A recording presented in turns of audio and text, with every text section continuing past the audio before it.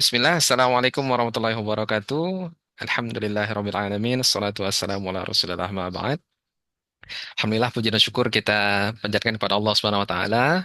Pada malam hari ini kita mengikuti kajian bersama Ustadz kita yaitu Ustadz Lutfi Abdul Jabbar LC dengan topik sehidup sesurga bersama pasangan. Masya Allah.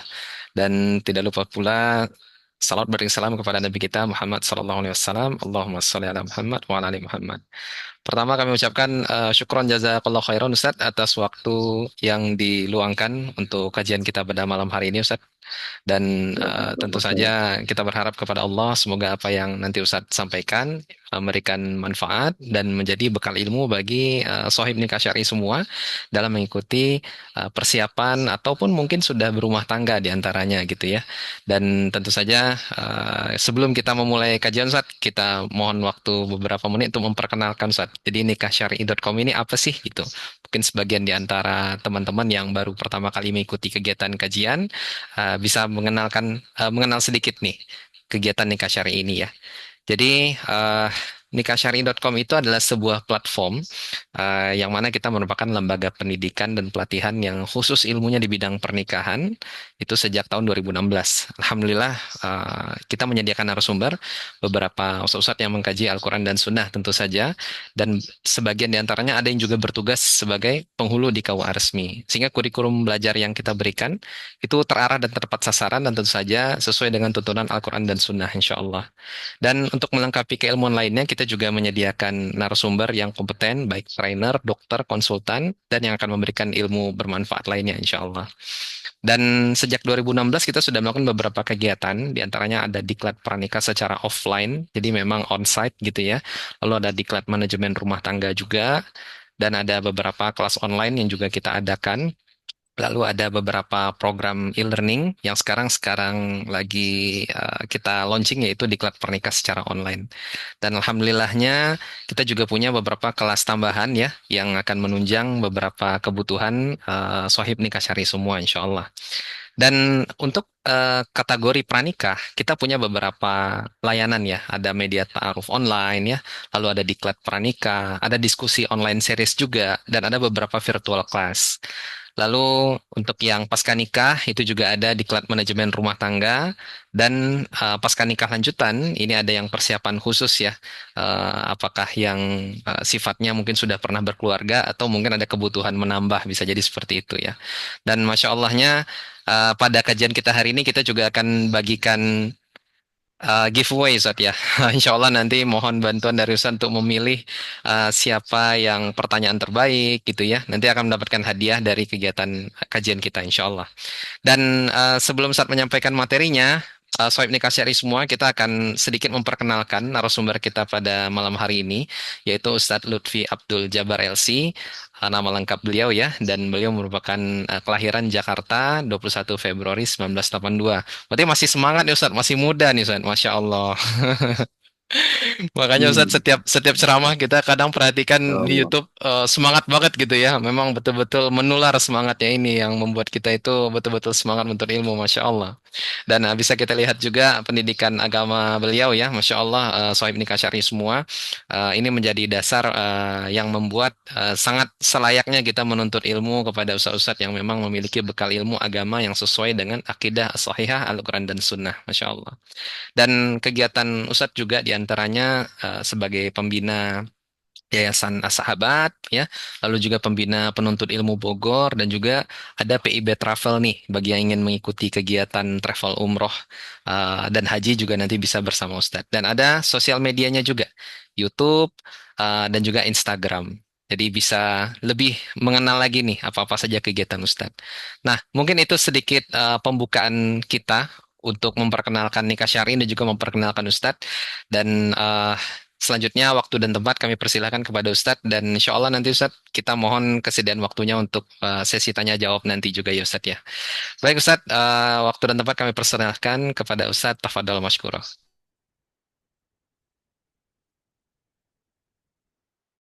Ya, Assalamualaikum warahmatullahi wabarakatuh. Waalaikumsalam Alhamdulillah warahmatullahi wassalatu wabarakatuh. wassalam ala asyrafil anbiya wal mursalin nabiyina Muhammad sallallahu alaihi wa ala alihi wa sahbihi wasallam. Alhamdulillah Teman-teman yang dirahmati Allah Subhanahu wa taala, hari ini Allah Subhanahu wa taala mudahkan kita bertemu di dalam kajian online kita ini. Mudah-mudahan kajian online ini tetap dicatat pahala oleh Allah Subhanahu wa taala sebagai salah satu sarana untuk memudahkan kita mencari ilmu agama, dan mudah-mudahan Allah jadikan ini sebuah sebab Allah mudahkan kita masuk ke dalam surga Allah Subhanahu wa taala. Teman-teman yang dimuliakan dan dirahmati Allah Subhanahu wa taala, alhamdulillah sekarang banyak teman-teman yang memiliki perhatian terhadap rumah tangga, memiliki perhatian terhadap pernikahan. Saya menjadi ingat salah satu daripada nasihat Syekh Sulaiman Ar-Ruhaili rahimahullah ketika beliau ada daurah di Jakarta. Beliau mengatakan kadang-kadang kita perlu untuk memberikan edukasi atau mengajak masyarakat untuk memperbaiki rumah tangga. Karena memang rumah tangga ini adalah dasar-dasar kebaikan di dalam sebuah masyarakat dan lingkungan. Dan masyarakat dan lingkungan itu adalah dasar-dasar dari kebaikan sebuah negara, kebaikan sebuah generasi. Asalnya dan lahirnya sebuah generasi dari rumah. Jika rumah baik, maka akan lahirlah generasi-generasi yang baik. Jika ada ibu yang memiliki tanggung jawab yang benar, jika ada ayah yang menjadi pemimpin yang benar, rumah yang harmonis, maka akan lahirlah di sana generasi-generasi yang baik, calon-calon pemimpin bangsa ini. Jadi jangan menganggap bahwasannya berbicara tentang rumah tangga, berbicara tentang keluarga, berbicara tentang pernikahan itu seolah-olah ilmu yang dinomor dua kan. Tidak. Itu juga termasuk ilmu yang penting dalam membangun sebuah generasi dan membangun sebuah masyarakat. Ya ini secara umum inilah yang saya dapatkan atau perkataan ini yang dikatakan oleh Syekh Sulaiman Ar-Ruhaili tentang masalah pernikahan. Maka beliau sendiri banyak buku-buku tentang pernikahan. Syekh Sulaiman Ar-Ruhaili. Dia punya buku judulnya Fikih Pernikahan dan Bergaulnya di Antara Suami Istri. Dia juga punya buku tentang bagaimana bahagianya suami dan istri, dan buku-buku yang lain tentang keluarga dan rumah tangga. Teman-teman yang dimuliakan dan dirahmati Allah Subhanahu wa taala, ketahuilah bahwasannya semua kita manusia memiliki naluri, syahwat, birahi, itu manusia. Itu bukan sesuatu yang jelek yang Allah ciptakan untuk kita. Itu sesuatu yang baik yang Allah berikan kepada kita. Syahwat yang Allah ciptakan kepada manusia bukan sebuah kejelekan, tetapi sebuah semangat, sebuah tenaga untuk bisa mengarahkan manusia untuk bergerak dan berusaha. Maka para ulama mengatakan, syahwat itu bukan sesuatu yang jelek. Tapi yang jelek itu syahwat yang tidak diiringi dengan kebaikan dan diarahkan dengan kebaikan. Itu syahwat yang jelek. Kalau kita tidak punya syahwat, mungkin kita tidak mau makan, tidak mau bekerja, malas bergerak, tidak mau berusaha, tidak mau beraktivitas, gara-gara tidak punya birahi dan tidak punya syahwat. Tetapi syahwat ini bisa menjadi bahaya jika tidak diarahkan dengan arah yang benar. Maka dari itu, Islam tidak mengharamkan syahwat. Islam mengarahkan syahwat. Islam mengharamkan zina. Tapi Islam menganjurkan dan memerintahkan menikah. Islam mengharamkan untuk berbuat zalim. Berbuat zalim di antara laki-laki dan perempuan tanpa bertanggung jawab. Islam mengajarkan untuk saling bertanggung jawab, saling melindungi. Islam, agama yang sempurna ini, mengatur kehidupan dengan baik. Bayangkan seandainya tidak diatur pernikahan ini. Manusia biarkan saja mengaplikasikan syahwatnya. Nanti akan lahir anak-anak tanpa ayah. Akan keluar wanita-wanita yang terlantar, yang tidak akan ada penanggung jawabnya. Akan terdolimi wanita tanpa terlindungi hak-haknya. Dia akan sibuk dengan hamil dan bayi-bayinya tanpa ada ayah-ayah yang bertanggung jawab dari sisinya. Itu kehancuran. Maka Islam datang untuk menyempurnakan agama kita, untuk mengarahkan kita kepada kebaikan. Maka itu banyak sekali ayat-ayat Al-Quran yang memerintahkan menikah. Di antaranya, ankihul ayama minkum wassalihina min ibadikum wa ima'in iyakunu fuqara yughnihumullahu min fadli. Surat An-Nur ayat 32 Allah berfirman, nikahilah budak-budak kalian yang saleh dan perempuan-perempuan yang salehah. Kalau kalian miskin, kalau mereka miskin, iyakun fuqara yughnihumullah min fadli. Allah akan mengayakan dan mencukupkan mereka. Begitu juga baginda Nabi kita Muhammad sallallahu alaihi wasallam mengatakan, kata Rasulullah SAW, ya ma'syara sabab man istata'a minkumul ba'a falyatazawwaj fa innahu aghaddu lil basar wa ahsana lil faraj faman lam yastati' fa alayhi bis shaum fa innahu lahu wija. Hadis Bukhari dan Muslim. Kata Rasulullah SAW, wahai para pemuda, barang siapa yang diantarakan telah mampu untuk ba'ah. Ba'ah ada yang mengartikan hubungan intim, ada yang mengartikan menikah. Artinya bertanggung jawab terhadap pernikahan. Barang siapa yang mampu di antara kamu menikah, fala tazawwaj. Menikahlah kalian. Fa inna ghaddu lil basar. Karena itu akan menundukkan pandangan. Wa ahsanul faraj. Menjaga kemaluan. Fa man lam yastati' fa 'alaihi bisawm. Fa innahu lahu wija'. Barang siapa yang belum mampu, maka hendaknya dia berpuasa. Karena puasa itu adalah tameng. Dikaitkan dengan pemuda, karena biasanya jiwa pemuda itu kuat untuk mendorong menikah. Tetapi di sini sebenarnya umum. Siapa saja yang jiwa terdorong untuk menikah dan dia khawatir jatuh dalam perkara yang haram, maka dia harus menikah. Kalau dia takut agamanya rusak, maka dia harus menikah. Bahkan memang yang paling bisa merusak agama seseorang adalah fitnah syahwat. Siapapun dia. Maka Rasul mengatakan, mata taraktu ba'di fitnatan adharu ala rijali minan nisa. Kata Rasulullah SAW, tidak aku tinggalkan sebuah ujian yang paling merusak laki-laki sebagaimana fitnah wanita. Jika seorang laki-laki, jika seorang memiliki agama, memiliki ilmu, tapi dia tidak menikah, maka sangat khawatir agamanya rentan, agamanya rapuh, jatuh ke dalam perzinahan atau jatuh dalam perkara-perkara yang Allah haramkan. Karena fitnah yang paling merusak adalah fitnah wanita. Fitnah wanita di sini maksudnya fitnah syahwat. Bahkan Rasulullah SAW mengatakan dalam sebuah hadis, kata Rasulullah SAW, fa inna awal fitnah Bani Israel kanat fi nisa. Dahulu, pertama kali fitnah yang Allah berikan kepada Bani Israel adalah fitnah wanita. Kita tahu, Bani Israel itu merubah kitab, menghalalkan yang haram, membunuh para nabi. Itu Bani Israel. Tetapi, ternyata awal pertama kali yang merusak agama mereka adalah mereka terfitnah dengan wanita. Mereka teruji dengan wanita. Maka Rasul mengatakan dalam sebuah riwayat, tidaklah kulihat orang yang paling berakal dan paling baik agamanya, kecuali mereka akan terfitnah dengan wanita. Ya, bisa jadi seorang yang mungkin baik, tapi dalam kalau dia tidak kalau dia tidak melampiaskan syahwatnya dengan yang halal, syahwat itu harus dilampiaskan, bukan dihilangkan atau bukan dipendam. Sebagaimana kebutuhan hidup, lapar itu kebutuhan hidup, buang air besar kebutuhan hidup, haus kebutuhan hidup, itu kebutuhan hidup yang nggak mungkin kita menghindarinya.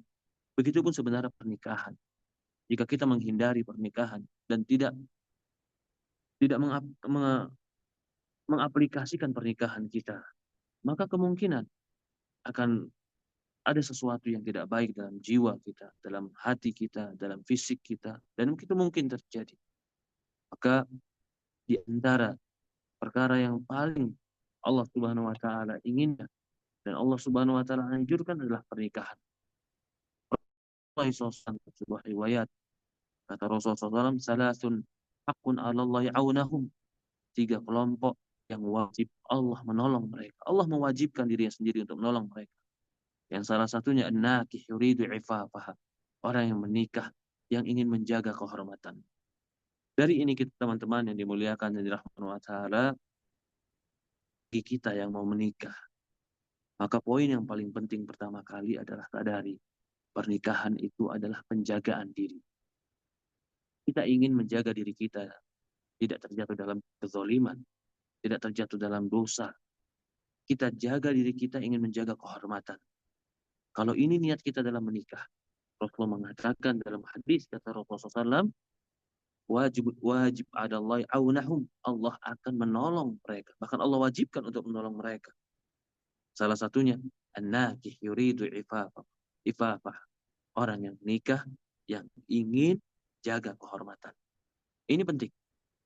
Jadi menikah itu adalah jalan kita menjaga kehormatan. Jalan kita menjaga agama. Jalan kita menjaga diri. Maka Rasulullah mengatakan dalam sebuah riwayat, "Idza tajawwaza al-'abd qad istakmala nisfa dinah, falyattaqillah nisfal akhar atau nisfal baqi."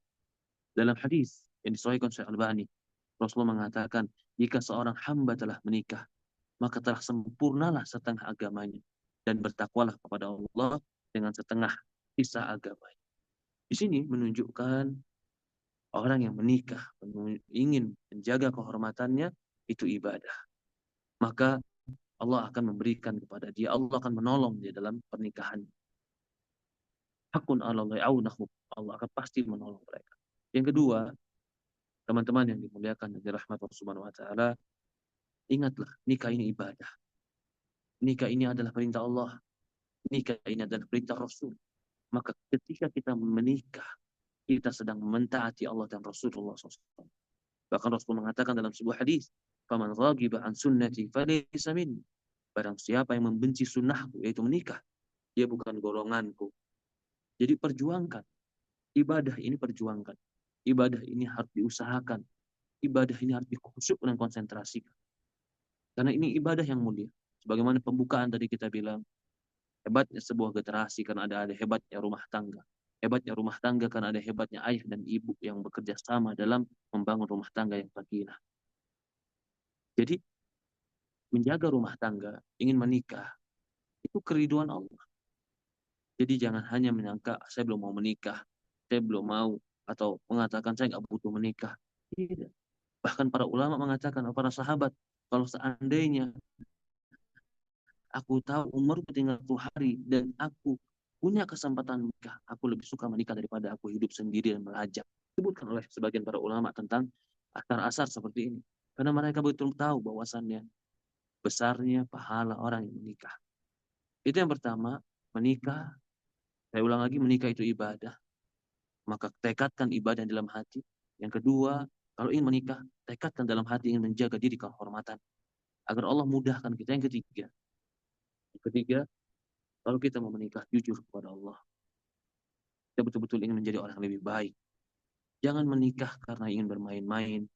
Jangan menikah karena ingin mencoba-coba. Jangan menikah karena ingin, maaf, sebagian orang menikah karena ingin supaya dikatakan hebat, supaya dikatakan dia sudah menikah. Jangan. Menikah karena Allah. Kuatkan tekad kita, tuluskan hati kita. Ya Allah, aku mencari ridho-Mu. Aku mencari rahmat-Mu. Aku mencari ampunan. Aku mencari bimbingan. Jadi pernikahan kita betul-betul dasarnya adalah berharap pahala Allah. Bukan karena omongan orang lain, bukan karena ingin menunjukkan kepada orang lain, bukan karena ingin menyakiti atau bukan bermain-main dengan orang lain, bukan. Tidak boleh kita bernikah dengan tujuan bermain-main atau menikah dengan tujuan tarak atau menikah dengan tujuan hanya bersenang-senang. Memang di pernikahan ada kesenangan-senangan pasti, tapi tetap tujuannya karena Allah. Tanamkan itu dalam hati kita. Berikutnya, setelah siapkan bahwasanya tujuannya ibadah, kita siapkan juga tadi kita katakan ketulusan hati, kejujuran jiwa, juga kita katakan tadi ingin menjaga kehormatan. Yang paling penting bukan kita menambah atau kita memperketat idealisme kita dalam mencari pasangan. Bukan. Tapi yang paling baik adalah awali dari diri kita dengan kebaikan. Sebagian orang menikah, yang dia perketat adalah idealisme dia dalam mencari pasangan. Kamu punya idealisme boleh. Kamu punya kesukaan, kecenderungan hati silahkan. Tapi ingat, kalau idealisme itu terlalu jauh dari diri kita, itu cuma menjadi angan-angan. Maka perbaiki diri kita. Upgrade skill kita, upgrade agama kita, upgrade kemampuan kita, upgrade diri kita. Agar kita bisa mengimbangi, upgrade agama kita. Karena orang yang agamanya baik akan mendapatkan agama yang baik. Upgrade diri kita dengan ilmu, dengan kemampuan, dengan akhlak yang baik. Karena orang yang baik akan bertemu dengan orang yang baik. Tapi kalau kita tidak pernah mengupgrade ilmu agama kita, tidak mengupgrade ilmu pengetahuan kita, tidak mengupgrade skill kita, tidak mengupgrade jiwa kita, diri kita, lalu kita berangan-angan memiliki pasangan yang ideal, Itu cuma angan-angan, mimpi. Karena orang yang hebat, orang yang di atas, dia akan bersama orang yang selevel dengan dia. Maka itu para ulama atau Rasulullah SAW mengatakan dalam sebuah hadis, kata Rasulullah SAW, al-qulub ma'a junudil mujannadah. Hati itu akan dijodohkan dengan semisal. Dia diklopkan dengan setipe dengan dia. Banyak. Fa'in ta'arafa min a'talaf, fa'in tanakara min akhtalaf. Kalau dia cocok. Cocok dari apa? Cocok dari karakteristik. Cocok dari sepupu. Cocok dari agama. Jadi cocok dari kepribadian. Yang itu nggak mesti harus berkenalan lama. Mungkin kita dengan melihat saja langsung klik. Kenapa? Kecocokan jiwa. Bukan karena fisik saja. Mungkin kita lihat fisiknya bagus, tapi kita lihat dari karakteristiknya, dari gaya bicaranya, ya klik di hati kita. Yang mencondongkan hati ini Allah. Yang mencocokkan hati ini Allah. Maka jangan heran jika orang-orang yang jahat akan cocok dengan orang-orang yang jahat. Atau dia pengen cari orang yang baik, tapi dirinya tidak baik. Dia akan tertipu dengan orang. Kenapa dia tertipu dengan orang? Karena dia melihat orang dengan hati dan dirinya sendiri. Kalau dirinya baik, dia akan mendeteksi orang lain pun dengan firasat dirinya. Jadi intinya, bukan seberapa penting kita memperketat syarat idealisme mencari pasangan. Tapi yang lebih penting daripada itu adalah upgrade diri kita agar kita mendapatkan pasangan yang sesuai. Upgrade ilmu agama kita. Itu paling penting. Upgrade ibadah kita. Bukankah orang yang sering beribadah, ilmu agamanya baik, tanpa dia bicara, dia berdiri pun dapat dilihat kewibawaan, dapat dilihat karismatik. Kenapa? Jiwanya telah menampakkan. Maka seperti itulah kita. Pasangan kita itu akan menjadi cermin diri kita dan cermin hati kita. At-thayyibatu lit-thayyibin wat-thayyibatu at-thayyibuna lit-thayyibat. Dalam Al-Qur'an Allah mengatakan, al-khabisatu lil-khabisina wal-khabisuna lil-khabisati wat-thayyibatu lit-thayyibina wat-thayyibuna lit-thayyibat. Allah Subhanahu wa taala. Yang jelek-jelek, perkataan yang jelek itu untuk laki-laki yang jelek. Perkataan yang baik untuk laki-laki yang baik. Laki-laki yang baik, laki-laki yang jelek untuk yang jelek juga. Kok bisa? Maka dari sini dikatakan oleh para ulama, di antaranya adalah sebelum kita menikah, perbaiki diri kita. Jujurkan ikhlas kita. Tobat kepada Allah untuk kita menjadi orang lebih baik. Walaupun kita punya masa lalu yang tidak baik, seriuskan diri. Ya Allah, aku ingin baik. Ya Allah, aku ingin mencari pasangan yang baik. Ya Allah, aku ingin cari pasangan yang menuju surgamu. Jujur kepada Allah. Kita sibuk mencari biodata, sibuk mencari nama, sibuk mencari grup ke sana dan kemari. Hanya mencari secara akal, tapi secara jiwa kita tidak memiliki sebuah ketertarikan atau tidak memiliki sebuah karisma yang menarik bagi orang-orang soleh. Orang soleh punya firasat dengan orang-orang soleh lain. Maka upgrade diri kita. Itu penting. Kemudian, teman-teman yang dimuliakan di rahmat Allah Subhanahu wa taala, jika sudah menikah, ya, menikah tadi menikah adalah ibadah dan seterusnya tadi kita katakan, kalau ternyata kita sudah menikah, jadikanlah nikah ini mitsaqan ghalidh. Misal perjanjian yang komitmen. Tidak boleh kita bermudah-mudahan dalam pernikahan, kamu cerai, nanti kalian cari lagi. Tidak seperti itu. Semua pernikahan wajib dipertahankan. Kalau memang itu masih mempertahankan agama kita. Jangan dikira pernikahan itu tidak dipertahankan. Sabar mempertahankan. Rumah tangga Rasulullah yang begitu indah dengan keharmonisan, dengan keromantisan, dengan kelembutan akhlak, dengan kebaikan Rasulullah SAW. Rumah tangga paling sempurna. Rumah tangga Rasulullah. Tapi pernah mendapatkan ujian. Istrinya dituduh berzina. Pernah mendapatkan ujian. Sampai beberapa istri ingin meminta cerai dengan Rasulullah karena ekonomi yang sempit. Tapi komitmen. Komitmen untuk menjaga kebaikan. Komitmen untuk bersama-sama bergandengan tangan menuju Allah. Tinggal diperjuangkan. Kecuali memang perkara-perkara yang merusak agama kita. pasangan kufur, pasangan murtad. Yang seperti ini mungkin tidak bisa dipertahankan.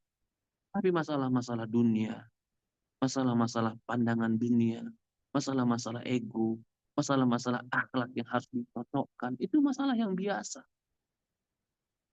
Perempuan punya habitat sendiri sebelum menikah dengan laki-laki. Punya orang tua yang mendidik dengan karakteristik orang tua yang mendidik berbeda. Laki-laki punya dunia sendiri sebelum menikah dengan karakteristik orang tua dan dunia yang berbeda. Lalu mereka bersatu menjadi sebuah rumah yang setiap hari bersama. Tentu background latar belakang yang berbeda ini akan butuh waktu untuk menyatukan. Akan butuh waktu untuk bisa bersatu. Tentu ada gesekan-gesekan. Itu sesuatu yang wajar. Maka Rasul mengatakan, lagi yakrahul mu'min mu'minah. Fa'in karya minhu. La yakrukul mu'min mu'minah. Fa'in karya minhu khuluqan. Faradiyah minha akhar. Kata Rasulullah SAW, janganlah seorang mukmin itu bermudah-mudahan mematahkan, memecahkan, membenci pasangannya. Bisa jadi dia nggak suka satu akhlak. Waradiyah minha akhar. Tapi ada akhlak-akhlak yang lain. Ini cerdasnya Rasulullah. Ini luas pandangan Rasulullah. Bisa jadi satu akhlak kau nggak suka. Tapi ternyata dia sabar bersamamu. Bisa jadi kau satu akhlak nggak suka, dia lemah. Mungkin dia tidak sekuat yang kau bayangkan sebagai laki-laki. Mungkin istri menganggap istri tidak sekuat laki-laki yang dibayangkan.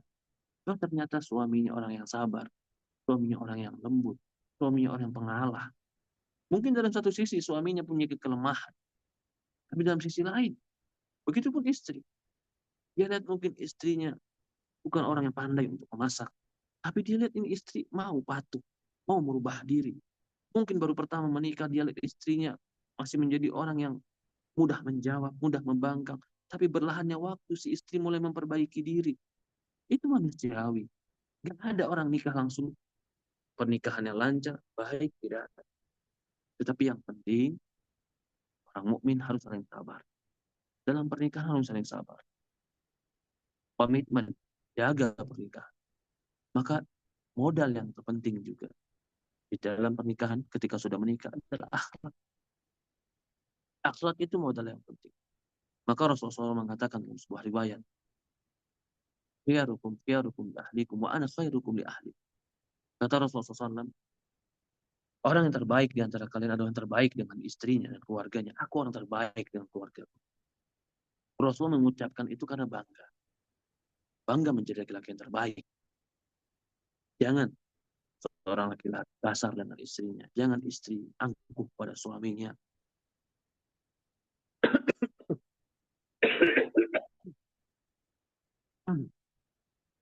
Bahkan harusnya orang yang paling berhak mendapatkan akhlak baik dari kita adalah pasangan hidup kita.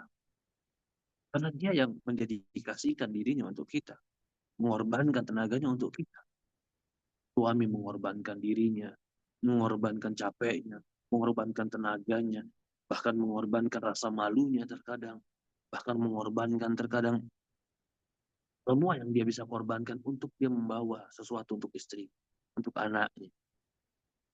Istri pun begitu. Dia habiskan waktunya, tenaganya, untuk melayani suami. Saling mendedikasikan diri. Pantaskah kita saling menyakiti? Pantaskah kita saling ego? Pantaskah kita saling sombong? Tidak. Saling menghargai, saling mencintai, mengenal hak-hak dan kewajiban. Sabar terhadap rumah tangga. Jangan kita bandingkan seluruh rumah tangga kita dengan rumah tangga orang lain. Jangan. Tidak. Jangan kau bandingkan rumah yang pasti bahagia mereka. Belum tentu. Kebahagiaan itu di hati. Ketentraman itu di jiwa. Mungkin suami dia lebih gagah. Tapi suami gagah itu belum tentu cocok buat dirimu. Atau mungkin istri dia lebih cantik. Tapi istri cantik itu mungkin belum cocok untuk dirimu. Kecantikan yang menyebabkan dia angkuh mungkin. Kecantikan yang menyebabkan dia tidak patuh mungkin. Dan kalau tidak sabar menghadapi wanita yang tidak patuh. Yang pasti ketika kau telah memohon kepada Allah dalam pernikahan. Kau perbaiki niatmu. Kau perbaiki agamamu. Dan kau mendapatkan pasangan. Jika pasangan itu memiliki kekurangan yang manusiawi. Berarti itu sesuatu yang wajar. Kecuali kekurangan dalam agamanya. Kecuali kekurangan-kekurangan yang tidak bisa ditoleransi dalam agama seperti murtad tadi kita bilang. Ini nggak bisa seperti berulang-ulang dalam berzina. tidak mau berubah dalam diri laki-laki. Ini nggak boleh. Atau terus-menerus berulang-ulang dalam mabuk. Ini telah diberikan waktu untuk kembali, diberikan waktu nasihat untuk kembali, dan dia tidak kembali. Mungkin di situ wanita punya hak. Tetapi asalnya adalah rumah tangga itu saling melengkapi, saling tolong-menolong, saling mengerti. Fata'awanu ala birri wa taqwa wa la ta'awanu ala ismi wal udwan. Rasulullah SAW tahu dia laki-laki tua. Dan dia tahu Aisyah wanita yang muda. Rasulullah nggak pernah memaksakan supaya Aisyah seperti laki-laki tua. Seperti wanita yang dewasa. Ali Aisyah pernah bermain boneka. Padahal dia istri. Tapi bermain boneka di rumah Rasulullah. Apakah Rasulullah marah? Kamu tuh istri, kenapa kamu main boneka? Tidak. Rasulullah tahu. Aku menikahi seorang wanita muda. Yang memang jiwanya ingin bermain. Rasulullah SAW tidak melarang itu. Artinya, ketika kita memilih seorang pasangan, kita tahu background, kita tahu kehidupannya, kita tahu latar belakangnya. Kita harus menerima itu karena kita telah menerima dia dengan latar belakangnya. Kemudian,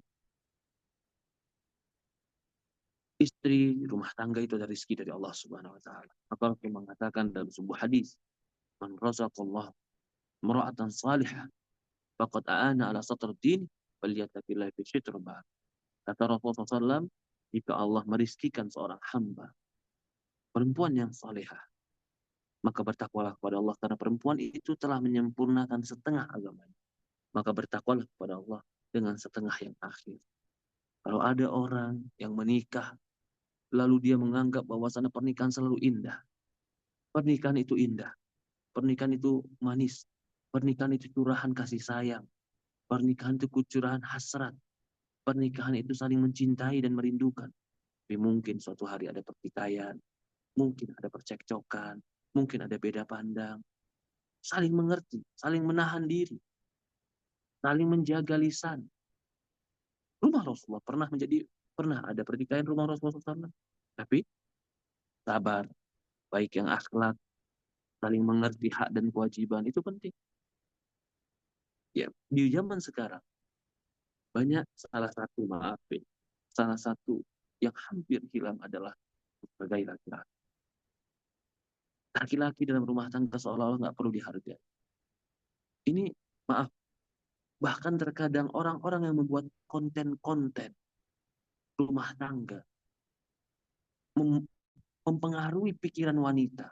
Seolah-olah laki-laki itu harus di bawah, laki-laki itu harus melayani dia, laki-laki itu harus menjadi pelayan dia, dialah yang harus dilayani, dialah yang harus dipatuhi, dia harus diratukan.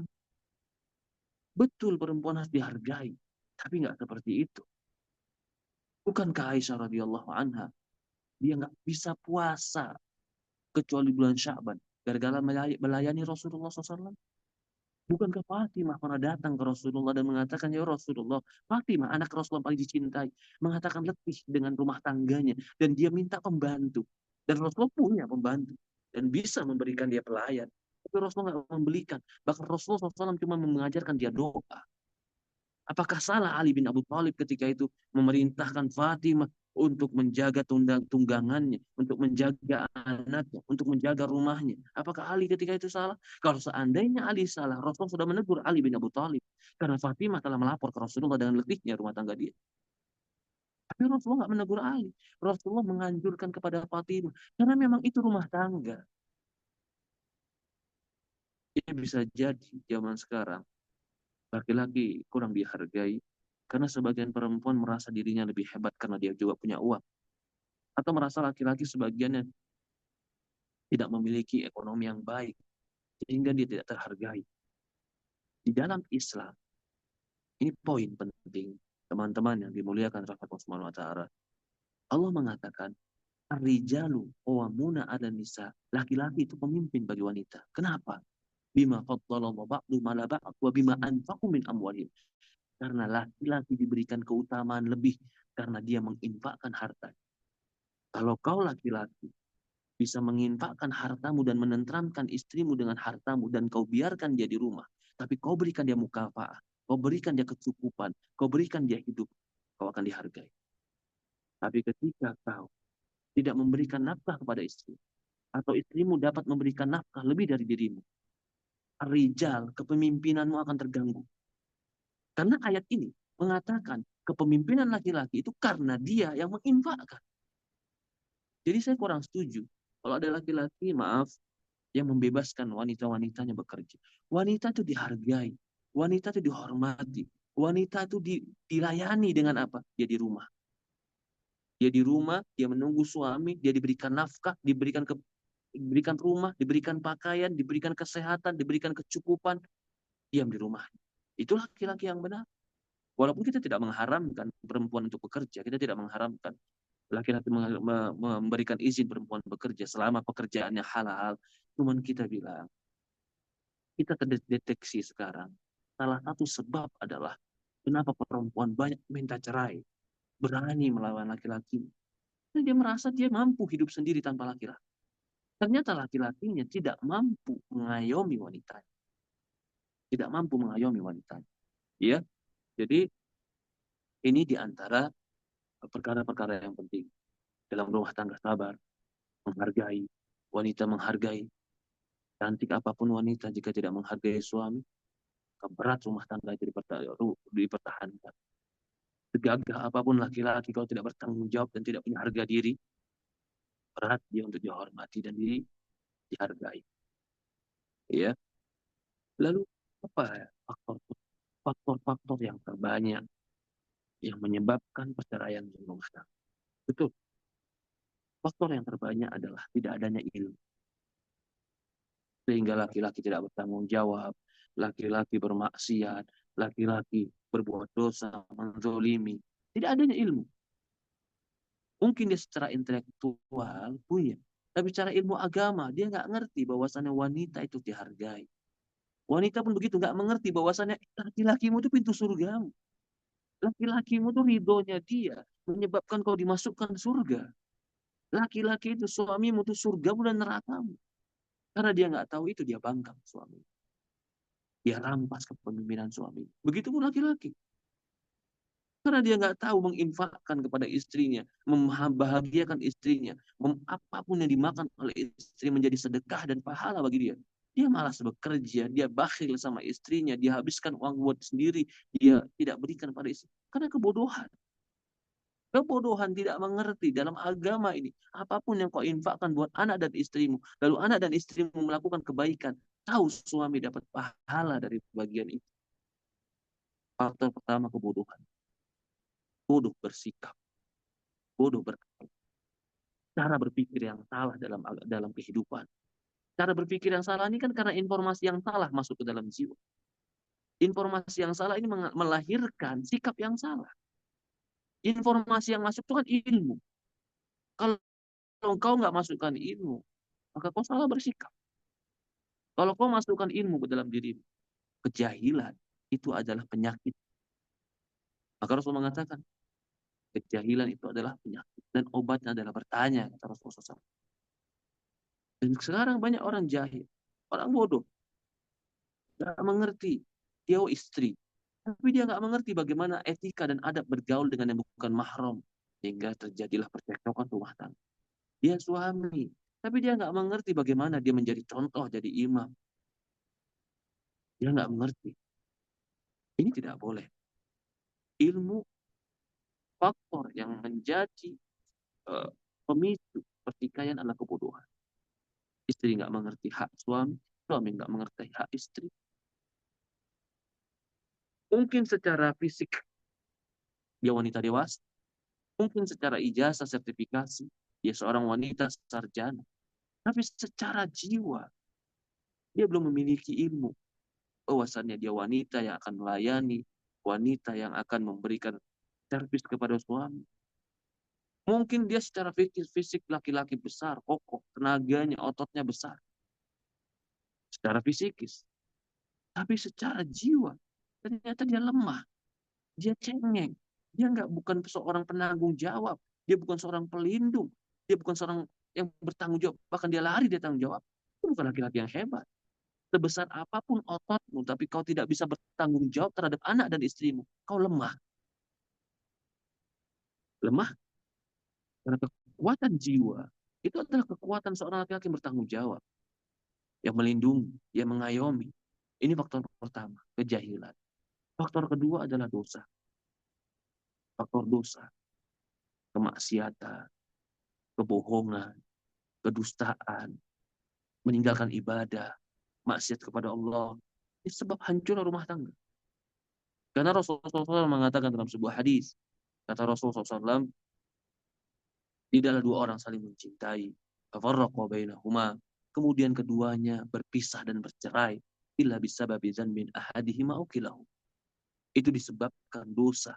Salah satunya atau keduanya. Jangan dikira meninggalkan sholat nggak masalah. Jangan dikira, maaf, mendatangi istri ketika haid nggak ada yang tahu, nggak masalah, sama-sama suka. Jangan. Itu dosa. Dosa itu melahirkan sebuah dampak yang jelek pada jiwa. Panas. Akhirnya, dikarenakan dosa, menjadikan pertikaian, kecekcokan, perkelahian. Masalah kecil jadi besar. Karena Rasul mengatakan, tidaklah dua orang saling mencintai. Kemudian duanya berpisah, illa bisababi dzanbin ahadihima ukilahu. Kecuali disebabkan dosa salah satunya atau kedua. Ya kita bukan berarti mewajibkan kita suci dari dosa. Tidak. Siapa yang suci dari dosa? Tapi minimalisirlah dosa. Tinggalkan dosa. Maksiat.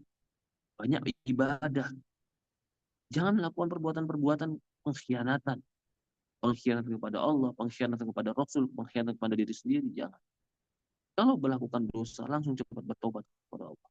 Nah, itu akan memperbaiki rumah tangga. Lihat, hampir semua perceraian rumah tangga sebabnya dosa. Sebabnya kejahilan. Sebabnya tidak tahu bersikap yang benar. Sebabnya jauh dari agama Allah SWT. Dan ketiga adalah syahwat dan birahi. Syahwat ini menghancurkan. Kita, semua jiwa, punya syahwat. Punya itu. Punya api kecil ini. Api ini, jangan kau bermain-main sembarangan. Dia akan membesar dan membakar dirimu. Kau jaga api ini. Gak mungkin dimatikan api syahwat ini. Apalagi yang masih muda. Api-api ini jika diumbar, dipermainkan, dia akan membakar. Ketika dia membakar, sudah sulit untuk sudah sulit untuk dipadamkan. Karena semua jiwa punya kekuatan itu. Jangan suka bermain dengan wanita yang bukan mahram, laki-laki. Jangan suka melihat gambar-gambar yang membakar syahwat. Itu menghancurkan rumah tangga. Jangan dikira ringan, melihat, akhirnya tertarik, akhirnya berpikir, akhirnya memiliki niat, akhirnya melakukan. Syahwat yang menghancurkan. Syahwat yang menghancurkan rumah tangga. Begitu pun wanita. Memang wanita itu senang melihat kecantikan, memperlihatkan kecantikan, senang dipuji. Ketika itu dia dapatkan di media sosialnya pujian, sanjungan, dilulukan, kecantikan yang dipuji orang. Itu pada hakikat akan merusak rumah tangga dia. Sudah tidak pantas bagi mereka yang menikah, wanita yang menikah, mengumbar kecantikan kepada laki-laki yang bukan mahram. Cukup laki-laki suamimu yang menikmati. Karena kalau itu kau biarkan, maka bisa jadi itu sebab perusak rumah tangga. Apa solusinya? Yang pertama, kebodohan solusinya adalah belajar ilmu agama. Apa sih hak suami? Apa sih hak istri? Bagaimana harus bersikap? Fas'alu ahla dzikri in kuntum la ta'lamun. Bertanyalah kepada ahli ilmu kalau kau tidak tahu. Ilmu itu solusi. Karena ilmu itu adalah informasi yang dimasukkan ke dalam diri menjadi sebuah bahan bakar cara berpikir, cara menganalisa, cara bersikap. Kalau yang masuk informasi yang salah, cara berpikir salah. Masukkan ilmu agama. Jadi tahu, oh ternyata tidak boleh menyakiti pasangan. Oh ternyata harus menghargai pasangan. Bagaimana cara menghargainya? Oh ternyata harus bertanggung jawab terhadap pasangan. Semuanya ilmu. Sehingga tahu cara bertanggung jawab. Takut berbuat dosa.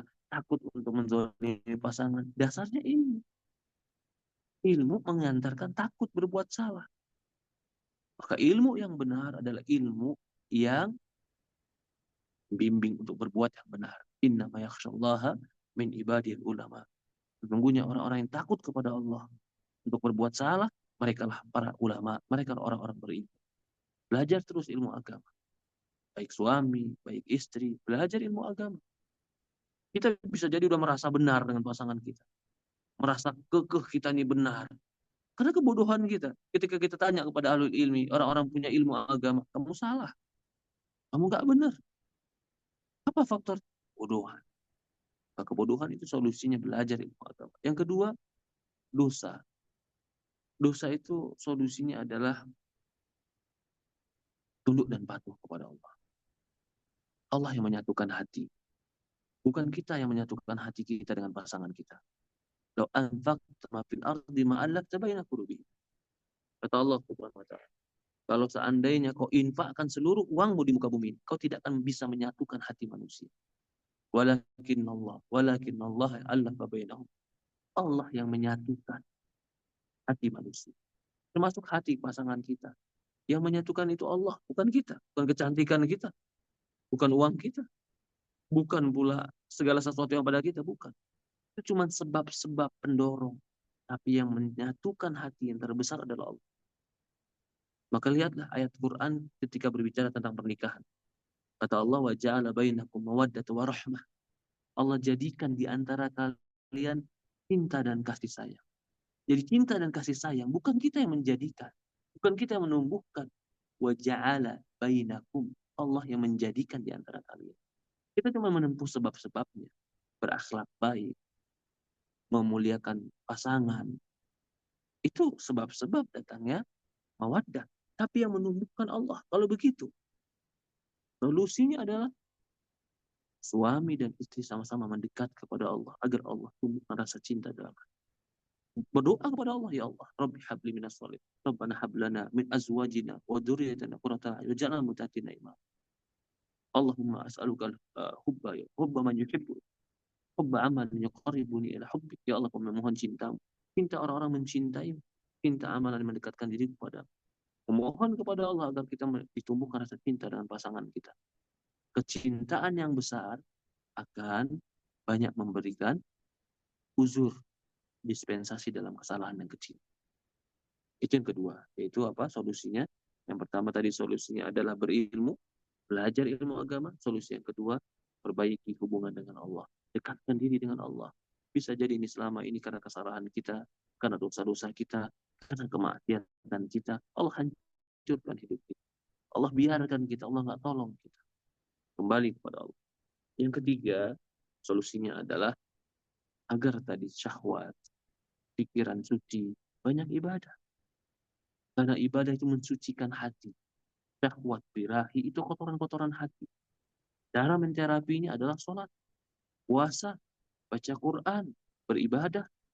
Qad aflaha man tazakka wa dzakara asma rabbih wa shalla. Telah beruntunglah orang yang mensucikan jiwanya. Dengan apa? Wa dzakara asma rabbih. Dengan mengingat nama Allah wa shalla. Dan dia sholat. Ternyata menterapi jiwa agar suci hati dengan sholat. Termabukkan cinta dengan yang haram atau ingin melakukan birahi yang halal, itu penyakit hati. Terapinya adalah ibadah yang benar.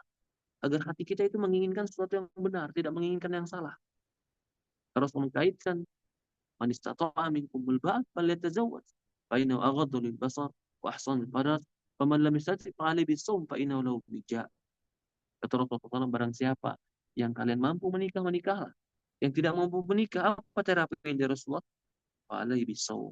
Dia berpuasa. Fa innahu lahu wija'. Itu bagi dia adalah tameng.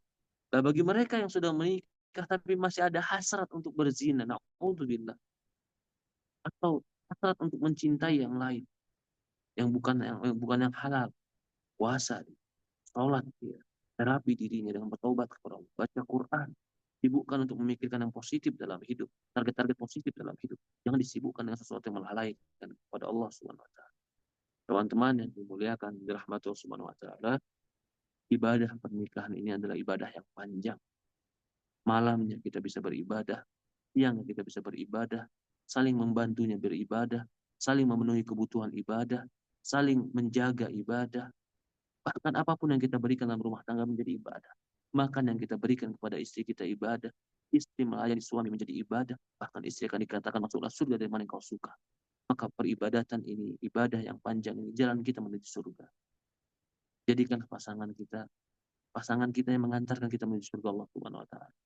Sama-sama memperbaiki diri, menutupi kekurangan, memberikan dispensasi dan uzur dari segala kesalahan, saling berusaha bangun daripada keterpurukan. Semua orang pernah jatuh dan salah dan dia bangun kembali, bersama-sama bergandeng menuju surga Allah Subhanahu wa taala.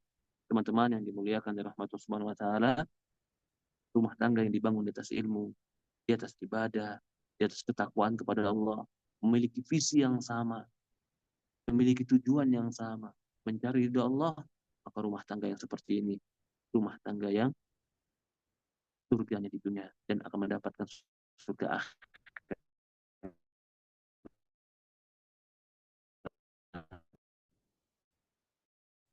bersama-sama menuju surga Allah Subhanahu wa taala. Saya kembalikan kembali kepada teratur. Allah. Baik, Ya, apa adalah sih? Apa syukran ya Ustaz? jazakallah Lihat khairan jam Ustaz. di sini jam berapa kan? Sekarang Ya, sudah jam 21 lewat Waalaikumsalam. 3 Ustaz. Ya, oke. Masya Allah, materinya luar biasa Ustaz. Eh, Terdiam kita menghayati apa yang Ustaz sampaikan.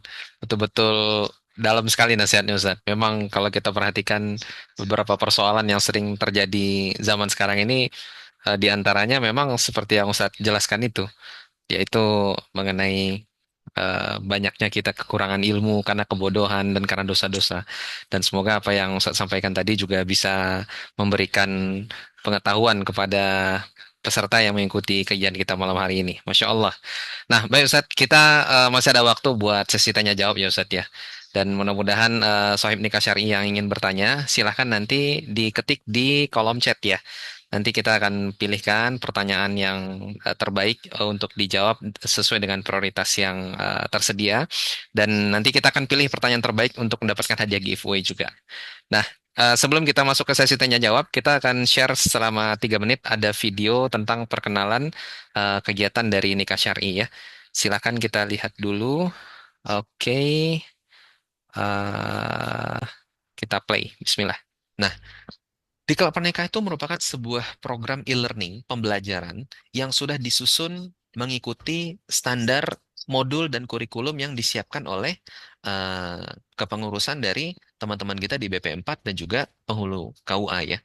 Dan Masya Allahnya karena sekarang teknologi sangat canggih, Diklat ini mudah diakses karena bisa kita berikan secara online. Sedangkan dulu 2016 kita mengadakan kegiatan itu rata-rata offline ya, karena teknologi belum secanggih sekarang.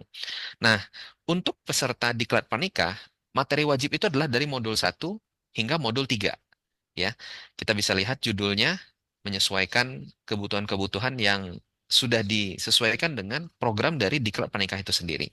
Kita lihat contoh satu modul dan kita bisa lihat juga seperti apa sih materi yang ada di modul bab 2 memilih sesuai tuntunan Nabi. Ini contoh ya, kita lihat aksesnya. Dari sini kita bisa lihat ada beberapa materi yang disediakan. Bisa di-play, lalu Sohib bisa belajar dan durasinya cukup untuk membangun konsentrasi kita. Jadi satu video nggak sampai 2 jam, 3 jam nggak gitu. Bahkan kita bisa download modulnya yang mana nanti modul tersebut bisa di-print, dipelajari sambil di stabilo mungkin boleh ya, dan juga bisa bikin catatan dari apa materi yang didapatkan pada saat mengikuti diklat pernikah. Dan Masya Allahnya di diklat pernikah ini juga ada beberapa tugas yang perlu Sohib Nikah Syari ikuti. Supaya apa? Ada evaluasi pembelajaran dan betul-betul ilmunya nangkep di kepala kita. Masya Allah. Nah, di antara tugasnya ada 2 dan nanti Sohib Nikah Syari bisa dapatkan di sini. Nah, sekarang kita bisa memberikan akses ini kepada Sohib Nikah Syari yang sedang mengikuti program media ta'aruf online syariah di nikahsyari.com. Jadi bisa dilihat di Instagram kita. Sekarang nikahsyari.com meluncing salah satu program yaitu media ta'aruf online. Dan sekarang Masya Allah sudah masuk beberapa data ya kepada kita. Nah teknisnya seperti apa? Itu tidak bisa dibocorkan sekarang ya. Namun Masya Allah nanti Soeb Nikasari bisa lihat di story kita ya beberapa progres ya sahabat-sahabat kita yang sudah mulai melakukan proses ta'aruf dan nanti tentu saja kita akan bantu pandu bagaimana mereka memiliki bekal yang cukup. Di antaranya ada beberapa modul extension, modul tambahan yang tentu saja sangat bermanfaat untuk para member nikah syari semua ya. Nah, ini hanya akan kita berikan kepada sohib yang nanti mengikuti diklat pernikah dan media ta'aruf. Dan masih ada nih selanjutnya modul-modul tambahan, bahkan ada modul 5 ini modul pasca nikah dan lanjutan. Nah, ini khusus untuk yang betul-betul nanti persiapan sudah berumah tangga, Masya Allah ya. Nah, nanti kita akan lanjutkan di pembahasan berikutnya.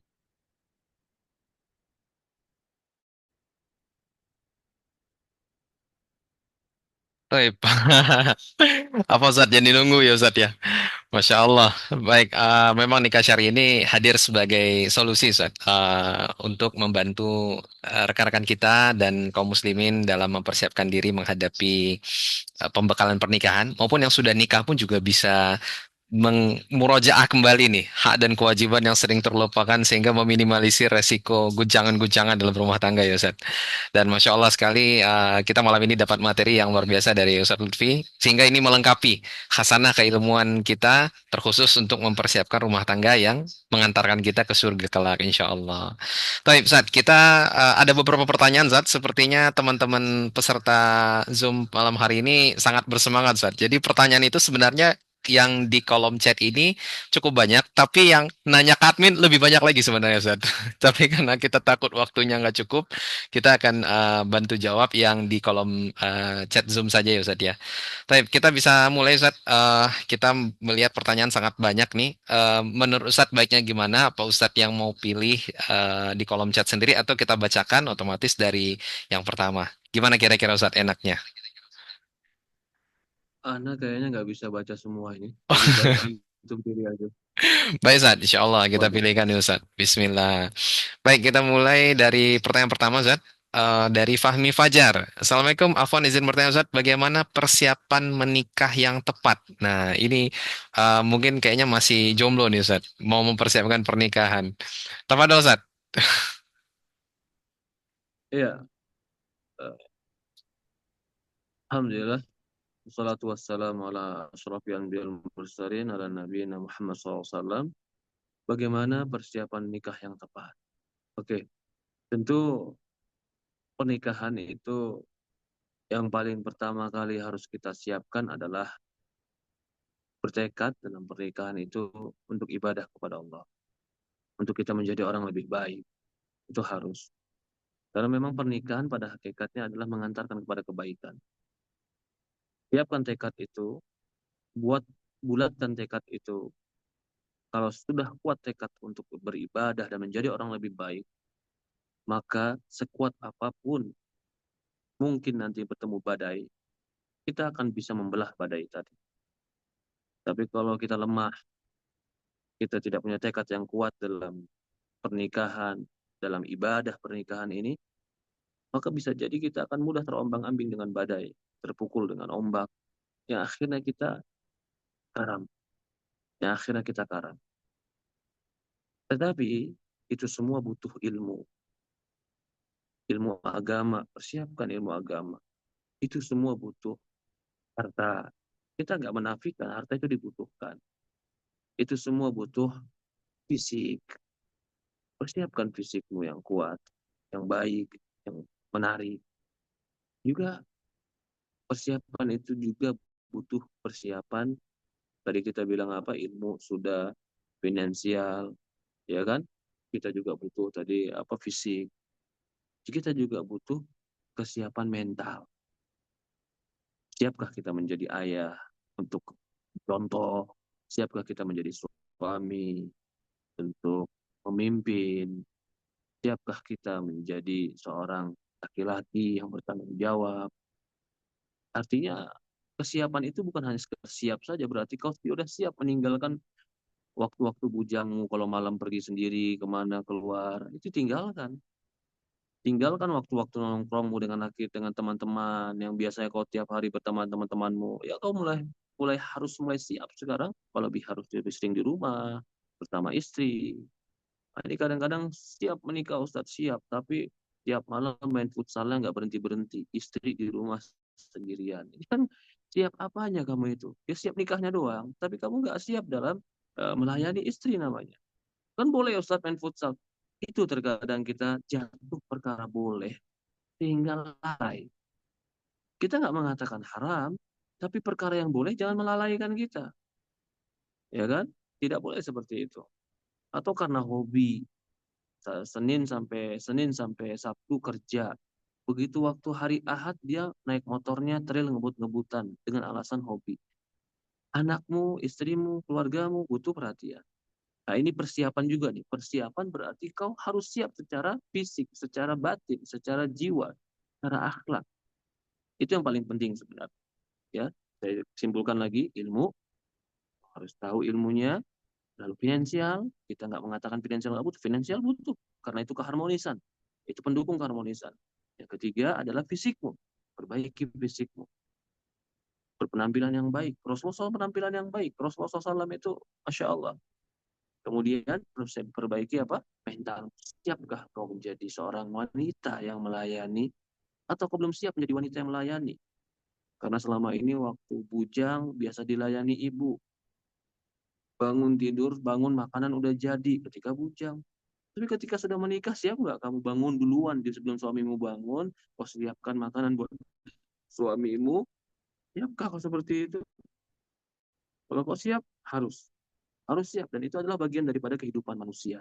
Kehidupan kita akan terus berkembang. Ya, jadi itu sedikit yang saya berikan bekal tentang apa yang perlu persiapkan sebelum menikah. Allah Allah. Baik, Ustaz, memang Masya Allah ya, persiapannya harus matang ya Ustaz. Karena kebutuhan pernikahan ini kan sampai wafat ya Ustaz. Kadang ada yang cuman kejar kebut semalam belajar kajian sebentar, merasa sudah pantas untuk menikah. Masya Allah. Nah, berikutnya saat ini ada pertanyaan sepertinya dari Akhwat dan sudah cukup senior Ustaz. Pertanyaan dari Ibu Vika.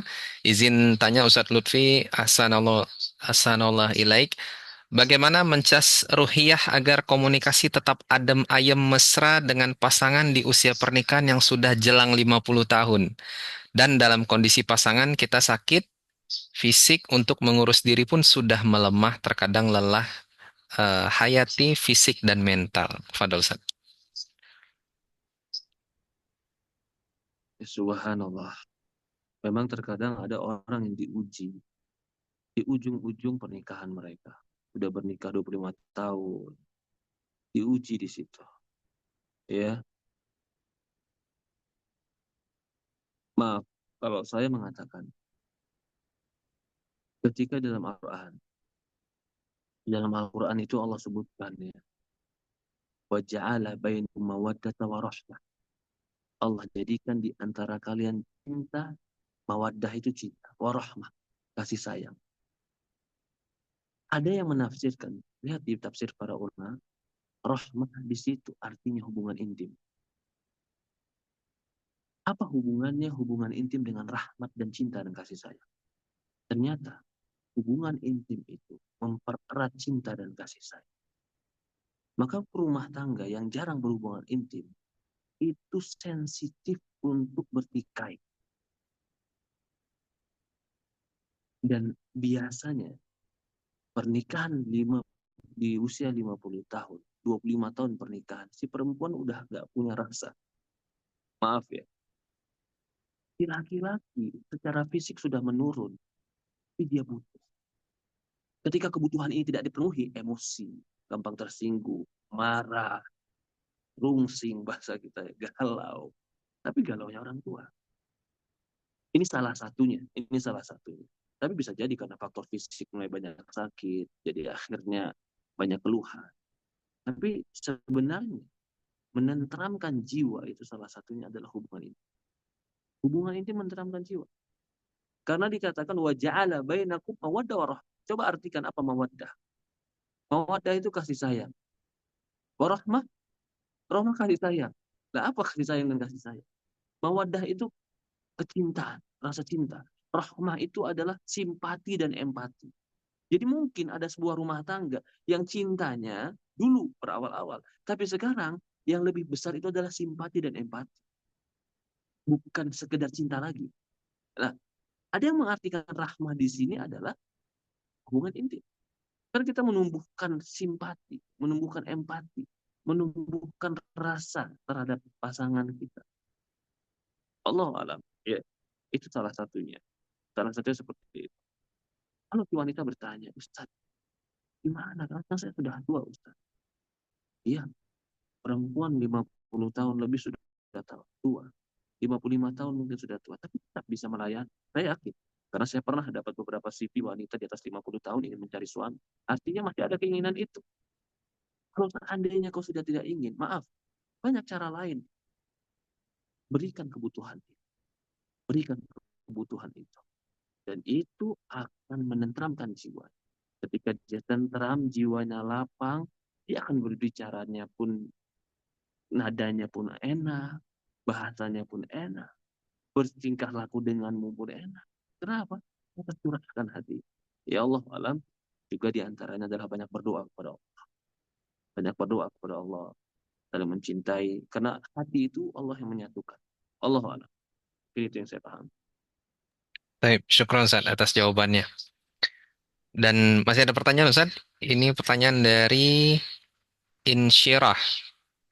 Di sini pertanyaannya, Assalamualaikum Ustaz, izin bertanya, menuju pernikahan beberapa bulan lagi, tiba-tiba calon mengakui satu aib yang membuat kita ragu untuk melanjutkan. Tapi ia berkata pengakuan ini bertujuan agar tidak zolim kepada saya di kemudian hari. Apakah ini suatu pertanda untuk mundur atau hanya sebuah ujian bagi saya sabar dan menerima? Bagaimana membedakannya Ustaz? Jazakallah khairan. Tafadhol Ustaz. Aibnya seperti apa? Kalau Tidak. aibnya itu berupa dosa yang dia pernah lakukan, maka ini perlu diperhatikan. Tapi kalau aibnya berupa fisik, berupa kesehatan, berupa apa sesuatu yang mungkin takdir untuk dia, ini pun berbeda, berbeda. Nah, kalau berupa fisik, kalau dia punya aib fisik, ketika kau sudah mengiyakan dan kau mengambilnya, maka harus komitmen. Jangan suatu hari kau ungkit-ungkit lagi sesuatu yang pernah dia ucapkan tadi, yang pernah dia kabarkan tadi. Karena dia pernah mengucapkan itu, dia pernah mengabarkan itu. Dia dan kita menyanggupinya. Ketika kita menyanggupinya dan kita berjalan dalam rumah tangga, jangan pernah ungkit-ungkit lagi. Jangan pernah sesali lagi. Itu kalau berkaitan dengan fisik. Kalau berkaitan dengan akhlak, kejelekan. Ini kebetulan hari ini ada yang bertanya kepada saya hari ini. Dia seorang wanita ta'aruf dengan seorang ikhwah. Kemudian ikhwah ini dia ta'aruf, dita'arufkan dengan orang lain. Ternyata tidak lama waktu. Tiba-tiba ada wanita lain hubungi si wanita tersebut dan menceritakan aib laki-laki. Sampai di antara aibnya adalah maaf, hubungan intim. Si perempuan ini tersabut. Calon wanita ini tersabut kepada keluarga laki-laki dan keluarga laki-laki nggak tahu. Akhirnya dia tersabut kepada laki-laki itu. Betulkah ini terjadi? Dan laki-laki itu mengakui, betul saya pernah berhubungan intim dengan wanita ini. Oke, berarti dia mengakui. Dan dia mengaku bersalah. Dan dia mengaku bersalah, dia tidak mau lagi, dia minta maaf kepada calon wanita ini, minta maaf terhadap kekurangan itu. Lalu intinya sama, apakah saya harus melanjutkan atau tidak? Maka jawaban saya, berapa lama jauhnya dia dengan perzinahan itu? Kalau baru 3 bulan, 4 bulan, lalu sekarang dia bertobat dan menangis bertobat. Tidak. Tidak. Kenapa? Karena orang yang baru jatuh dalam dosa, itu sangat mungkin jatuh dalam dosa yang sama. Paling tidak setahun. Maka itu, kenapa orang yang berzina itu diasingkan selama setahun? Karena 1 tahun itu akan melihat komitmen dia, betul-betul berubah atau tidak. Tapi baru 6 bulan, baru 3 bulan, baru kejadian kemarin, dia bilang sekarang saya tobat. Siapa yang menjamin besok akan tobat terus-menerus? Dan Allah melarang laki-laki berzina menikah dengan perempuan kecuali musyrik dan menzina. Tidak boleh. Ya. Tapi kalau dia sudah pernah lama dan betul-betul berubah, dan dia betul-betul berubah, tampak perubahan. Sekarang lebih sholat, sekarang lebih baik. Kita nggak boleh mengungkit-ungkit kejelekan orang lain. Tapi ternyata, maaf, kalau kisah tadi, 3 bulan yang lalu dia masih ikhwah. 3 bulan yang lalu dia ngaji juga. 3 bulan yang lalu dia ikut majelis juga. Tapi di 3 bulan yang lalu dia berzina. Sekarang dia mengatakan bertobat. Siapa yang menjamin dia tidak akan kembali? Ya, tapi tobat di sisi Allah. Iya. Tapi kenapa Allah mewajibkan diasingkan setahun bagi penzina? Salah satu hikmahnya setahun itu menunjukkan komitmen. Ada sebuah kisah. Ini Syekh saya bercerita. Syekh saya ketika di Yaman bercerita. Masih bicara tentang ini juga. Dia dapat telepon dari Eropa. Ikhwah Eropa telepon dia. Syekh, aku ingin menikah dengan seorang wanita. Kata Syekh, iya silahkan kau nikah dengan wanita itu. Tapi wanita ini bekas penzina ya Syekh. Dan dia katakan bertobat sama. Kata Syekh ketika itu menasihati kepada dia. Jangan kau nikah sama dia sekarang. Berikan dia waktu 1 tahun untuk betul-betul komitmen berubah. Kalau dia betul-betul berubah, nikahlah dengan dia. Ternyata laki-laki ini jatuh cinta. Nggak mendengarkan kata Syekh, dia langsung menikah. Begitu dia nikah, 3 bulan setelah pernikahan, kumat lagi keinginan dia untuk berhubungan intim dengan laki-laki lain. 3 bulan pernikahan, 4 bulan pernikahan, dia cerai. Kenapa? Karena awal pernikahan cinta yang kuat. Tapi di dalam pernikahan, banyak asam garam pernikahan, tabiat-tabiat itu akan keluar lagi. Maka saya nggak bisa menjawab ini. Pertanyaannya sangat mujmal. Saya diceritakan tentang aib dia. Apakah saya lanjut atau tidak? Aibnya apa? Kalau aibnya aib tentang perkara fisik, aibnya perkara takdir, perkara ekonomi, aibnya perkara keluarga yang itu di luar kemampuan dia. Kalau kau sudah mengambil dan kau berani mengambil komitmen itu, sudah ambil komitmen itu, jangan kau ungkit, jangan kau menyesal. Komitmen. Tapi kalau perkara adalah dia dulu bekas menzina dan masih dekat dengan penzinahannya. Kalau saya menasihatkan tunggu waktu sampai betul-betul bertunjuk dia orang-orang berubah. Kalau tidak, sangat khawatir. Sangat khawatir akan tumbuh lagi tabiat-tabiat ingin melakukan hal-hal yang sama dalam berzina. Allahu a'lam. Masya Allah. Karena jadi ingat Ustaz, salah seorang teman Ana juga pernah bercerita seperti yang kisah Ustaz ceritakan tadi gitu. Jadi dia jatuh cinta dengan seorang wanita entah di mana kenalnya gitu, tapi mantan pezina. Belum setahun katanya tobat, ternyata kejadian Ustaz, selingkuh dianya. Ya, Subhanallah, sangat berbahaya makanya Ustaz ya. makanya eh, makanya Ustaz, kalau kita melihat kenapa kenapa orang menikah itu dirajam ketika selingkuh, ketika berzina. Karena salah satunya adalah dia sendiri pun sulit untuk menaklukkan keinginan itu kalau keinginan itu terus berulang. Karena begitu, keinginan itu akan berulang lagi. Kalau bukan karena rahmat dan ampunan Allah ya, kita nggak mengatakan mutlak. Tapi ada keinginan itu berulang lagi. Maka Allah mengatakan, penzina jangan menikah kecuali pada penzina dan musyrik. Karena keinginan berzina itu keluar lagi. Kecuali orang yang Allah rahmati. Kita nggak memukul mutlak semua orang. Ya, Kecuali orang yang Allah rahmati, yang betul-betul taubat kepada Allah. Itu mungkin saja dia akan di jiwanya lagi. Pasti dia pun akan memerangi batinnya. Ketika ingin melakukan, berpikir sesuatu yang jelek, dia pasti akan memerangi batinnya lagi. Allah. baik. Syukron Ustaz atas jawabannya. Pertanyaan berikutnya Ustaz dari Umu April. Ustaz, bagaimana seorang wanita harus bertahan dengan kebodohan suami yang tidak mau berilmu? Susah diajak kajian, ibadah yang hanya formalitas, mau ajukan huluk tapi takut dengan hadis gak bisa mencium bau surga. Tafadol Ustaz. Suamimu sholat, suamimu bertanggung jawab, memberikan nafkah, menjaga anak-anak, menjaga kehormatan dan kemaluannya, dan sholat 5 waktu, dia puasa Ramadan, kau bertahan dengan dia. Adapun kekurangan, ibadahnya kurang Ustaz, ya nasihati peran dengan pelan. Mudah-mudahan bersamanya waktu, dia bertambah tua, bertambah tahu dia mendekatkan diri kepada Allah. Selama dia bertanggung jawab, dia sholat 5 waktu, dia nggak mengerjakan yang haram, nggak melakukan kesyirikan, dia sayang kepada keluarga dan anak. Kalau cuma karena itu kita lepas, kita belum tentu dapat laki-laki yang lain. Karena laki-laki yang sholat 5 waktu saja di zaman ini sudah luar biasa. Laki-laki yang tidak merokok, laki-laki yang tidak zalim, laki-laki yang tidak berbuat kemaksiatan di zaman ini luar biasa. Ya, kecuali eh, suamimu berbuat kesyirikan, berzina berulang-ulang, atau tidak bertanggung jawab, menelantarkan anak dan istri. Ya, kalau memang seperti itu, kau naikkan pun ke pengadilan, pengadilan pasti akan memenuhi tuntutan seperti itu. Jadi kalau eh, mungkin bahasanya suami ibadahnya tidak seideal yang diinginkan oleh istri, tapi dia tetap masih melakukan kewajiban, maka nasihatnya adalah sabar.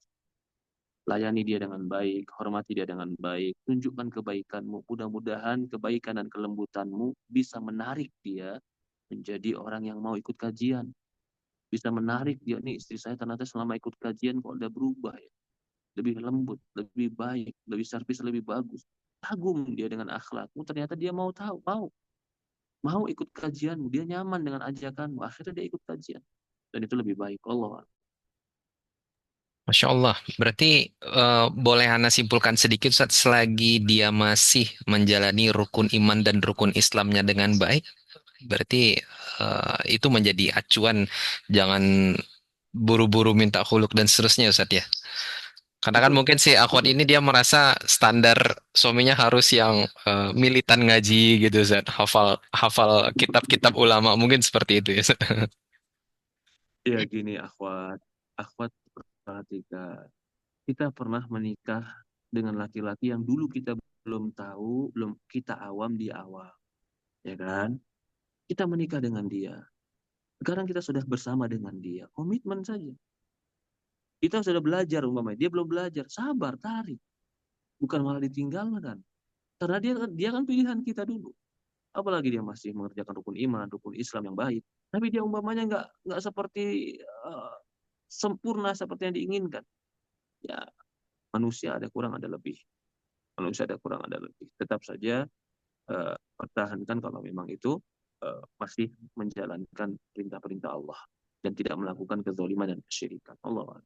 Masya Allah. Semoga umahat yang bertanya tadi diberikan pahala tanpa batas ya Ustaz ya. Karena bersabar Amin. menghadapi suaminya. Amin ya Rob. Berikutnya Ustaz ada pertanyaan dari Umunai. Ini pertanyaannya menarik Ustaz. Terkait dengan ta'adud Ustaz. Assalamualaikum warahmatullahi wabarakatuh. Apabila suami ada tanda-tanda ingin menikah lagi, apakah ahsannya istri mencarikan calon istrinya atau suami yang pilih sendiri? Apa positif dan negatifnya jika suami menikah lagi, baik dari sisi suami maupun istri? Jika ibu dari suami tidak setuju anaknya untuk menikah lagi, ahsannya nurut sama ibunya atau tidak? Tafadhol, Ustaz. Ini pertanyaan sebenarnya satu pertanyaan, tapi banyak yang ditanyakan. Apakah bagaimana dicarikan atau tidak? Bagaimana sikap istri menurut kepada ibu atau tidak? Iya benar. Jadi begitu, teman-teman yang dimuliakan di rahmat Allah Subhanahu wa taala, hukum poligami itu sama seperti hukum nikah awal. Apa maksudnya? Maksudnya apa hukum nikah pertama kali? Bisa jadi wajib, bisa jadi juga sunnah muakkadah. Kapan menjadi wajib? Ketika dia nggak bisa jaga diri, dia wajib menikah. Lah, orang yang poligami pun bisa jadi dia wajib menikah dua. Kenapa? Karena jiwa dia lemah. Kalau dengan satu dia lemah, dia mudah tertarik dengan yang lain. Jangan bilang, ah itu mah penyakit. Enggak, ada orang seperti itu. Maka itu para ulama mengatakan bisa jadi nikah dua itu wajib. Terlepas pendapat ini benar apa salah, tapi pendapat mengatakan hukum asal nikah dua itu apa? Ada yang mengatakan wajib, walaupun ada yang mengatakan sunnah. Sekarang masalahnya, suamimu itu kebutuhannya sebesar apa? Itu masalah. Kalau suamimu enggak sih, Sat. Dia sih sebenarnya pengen nyoba-nyoba aja, Sat. Oh, saya nasihat saya pengen nyoba-nyoba. Ikuti Pak, ikuti nasihat orang tua. Jangan. Karena kamu nyoba-nyoba dengan sesuatu yang berat. Tanggung jawabmu menjadi berat, fisik menjadi berat. juga pikiran menjadi berat, tanggung segala sesuatu kau akan pikul menjadi dua. Seperti itu. Tapi kalau mengatakan, enggak usah, saya kayaknya kalau satu saya akan bisa berjati mudah dalam berzinahan. Ya tidak cukup dengan satu.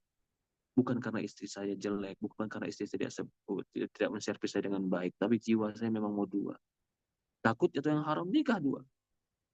Istri suami orang tua melarang, Ustaz. Kalau itu wajib bagi dirimu, lakukan dua. Kalau kau takut perkara dirimu jatuh perkara yang haram, sama seperti anak mau nikah, yang belum pernah nikah, mau nikah, kata orang tuanya jangan nikah. Apa hukumnya? Dia kembali pada diri dia. Gak ada ketaatan kalau bisa menghancurkan agamanya. Jadi sebenarnya nikah pertama dan nikah kedua hukumnya sama. Hukumnya sama. Tergantung bagaimana posisi orang. Posisi orang. Tapi kalau yang ya umumnya, tapi memang kalau dilihat nikah kedua itu kan biasanya nggak sekuat dengan nikah pertama. Tapi nggak mutlak seperti itu. Ada juga orang nikah kedua keinginannya seperti nikah pertama. Ya orang bilang mungkin puber kedua seperti itu atau makna semakna dengan itu. Nah, bagaimana sikap istri? Itu maka saya katakan tadi apa menurut ibu atau tidak tergantung keadaan, tergantung keadaan suami. Kalau kau bisa sabar dengan yang satu dan kau yakin tidak jatuh dari yang haram, kenapa kau bikin kerjaan lain? Kenapa kau harus berselisih dengan ibu? Kenapa kau harus berselisih dengan istrimu? Kenapa kau harus menambah beban dalam hidupmu? Tapi kalau ternyata kau katakan, enggak Ustaz, saya harus, kalau enggak saya akan hancur agama saya. Ya sudah, lakukan. Lakukan sesuatu yang kau anggap baik dalam agama. Lalu apakah istri harus mencarikan, Ustaz? Saya rasa eh, berat juga istri suruh mencarikannya. Karena terkadang istri kalau suruh mencarikan, itu nggak ada yang cocok buat suami, kata dia. Semuanya nggak cocok buat suami. Ya kenapa? Karena dia pengennya satu, begitu. Jangan ada lagi buat yang lain. Tapi nggak seperti itu semua wanita. Ada juga wanita-wanita yang Masya Allah. Gitu. Tapi menurut saya, terserah. Rasulullah SAW sendiri nggak pernah minta carikan kepada Rasulullah, menikah ya menikah. Nggak pernah mencarikan kepada Aisyah. Nggak. Aisyah yang Aisyah yang interogasi dulu, Aisyah yang tanya-tanya, enggak ada. Rasulullah nggak seperti itu. Nah kalau mau begitu gimana Ustaz? Istri tanya-tanya dulu, ya silahkan juga, nggak terlarang juga. Yang penting, eh, yang penting ajari ilmu, tahu hak dan kewajiban. Ya, nah, bagaimana? Apa kelebihan dan kekurangan poligami, Ustaz? Allah, pertanyaan juga berat. Saya mau sebutkan sebuah kelebihan poligami. Kalau kekurangannya udah banyak orang bikin tulisan, katanya kekurangannya seperti itu. Tahukah? Ya, istri yang mengizinkan suaminya poligami, jika suaminya benar-benar karena Allah poligami, dia akan mencintai istrinya bukan karena hanya cinta, tapi akan tumbuh rasa rahmah. Apa tadi rahmah kita bilang? Simpati. Jadi dia tuh bukan lagi cinta sekedar cinta sama istrinya, tapi dia menganggap nih orang yang mau berkorban untukku, nih orang yang mau setinggi ini menurut kepadaku, nih orang yang sebesar ini cintanya kepadaku. Jadi cinta dia kepada istri dia yang mengizinkan poligami itu bertambah. Ini mungkin orang bilang, waduh, ini dari mana Ustaz? Ya memang seperti itu. Memang seperti itu. Ya, memang seperti itu. Artinya apa? Itu kelebihan. Kelebihan poligami seperti itu. Kelebihannya lagi apa? Ya banyak. Karena perintah Allah. Para nabi berpoligami. Tapi tetap harus ditanda kutipkan poligami yang positif. Lalu banyak orang melakukan poligami tapi hancur. Lalu menisbatkan kepada poligami yang jelek. Kamu berbuat jelek, jangan syariatkan, jangan sandarkan kepada agama. Poligami yang sembunyi-sembunyi, poligami yang nggak adil, poligami yang cuma melampiaskan nafsu, nggak mau bertanggung jawab, poligami yang nggak berdasarkan agama, lalu gugur, nggak batal, terputus tengah jalan, lalu yang disalahkan so poligaminya. Itu bukan poligaminya yang salah, itu orangnya yang salah. Orangnya yang salah. Tapi kalau betul-betul melakukan poligami sebagaimana para ulama, adalah sampai orang bilang, oh zaman sekarang udah nggak ada yang bisa poligami seperti para ulama. Kata siapa? Banyak orang poligami yang sekarang Masya Allah. Masya Allah, para ulama poligami, Masya Allah. Istri pertama, istri kedua saling menghadiahkan. Istri pertama, istri kedua saling menjaga kehormatan. Ya, kalau dikatakan kekurangan, sebenarnya setiap hidup ada kurang, ada lebih. Tapi sebesar mana kebutuhan kita poligami tadi. Ini sebenarnya hitop saya kepada ikhwan, kepada teman-teman laki-laki. Kamu ingin poligami, berarti kamu ingin mengangkat beban yang kuat.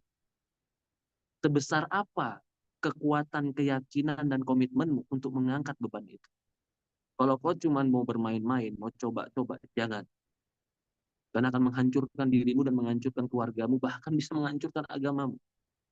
Tapi kalau kau betul-betul komitmen yang kuat, kau pegang yang kuat, kau minta tolong sama Allah, jujur kepada Allah, jaga diri dan agamamu, adil seadil-adilnya semampumu, fattakullah mastata'tum. Allah akan mudahkan urusan. Allah akan mudahkan urusan. Jadi kalau ditanya kelebihan dan kekurangan, saya sebutkan kelebihannya tadi. Kalau Anda ingin dipoligami oleh suami Anda dan betul-betul jujur, seperti adil, bukan poligami yang rusak ya, maka akan tumbuh rasa cinta yang baru di antara kalian. Allah Allah. Masya Allah. Tapi Ustaz, pertanyaan terakhir Ustaz, sebagai penutup kajian kita, satu lagi dari Ukhti Nurhaliza Ustaz. Bismillah, Assalamualaikum. Bagaimana kalau baru mau ta'aruf, tapi si calon ini belum sunnah Ustaz? Namun kata ibu saya, agama dan akhlaknya insya Allah baik. Mohon nasihatnya Ustaz. Jazakallah khairan. Jadi laki-laki agamanya baik, sholatnya baik, akhlaknya baik, nikahkan. Itu hukum asal kan? Karena Rasul mengatakan, "Idza ja'akum man tardawna wa khuluquhu fazawwijuh." Jika kau datang laki-laki yang kau ridhoi akhlak dan agamanya, nikahkan. Kemana fisik? Kemana harta? Rasul nggak lihat itu dulu. Akhlaknya baik, agamanya kau ridhoi, nikahkan. Kadang-kadang kalau terlalu banyak list kriteria, semakin sulit nih nikah. Akhlaknya bagus, agamanya bagus, fisiknya ganteng, hartanya kaya, keturunan orang hebat, dia orang terkenal. Semakin banyak list, semakin nggak pernah nikah-nikah dia. Tapi begini permasalahannya, dia apa tadi, nggak sunnah begitu bahasanya. Apa pertanyaannya? Ya, belum sunnah Ustaz. Artinya mungkin Belum sunnah. masih Oke, kalau dia belum sunnah, tapi dia masih kosong, diajak mau dan kita menerima harus kebenaran ya memahami, Ustaz ya. menerima kebenaran, ya silahkan kalau kau yakin itu. Tapi kalau dia punya pemikiran sendiri, punya sikap sendiri, saya rasa kamu tuh perempuan akan dikuatai. Artinya, sulit engkau akan merubah orang yang sudah memiliki pendirian, cara pandang yang berbeda. Bisa jadi kau yang berubah. Kalau tidak kau yang berubah, ya bisa jadi ya, akhirnya yang terjadi adalah pertikaian, perdebatan, percekcokan, perbedaan pandang. Dan kita nggak mau hidup terus berbeda pandang. Kalau sudah satu timbangan yang sama, timbangannya sama, insya Allah ukurannya sama.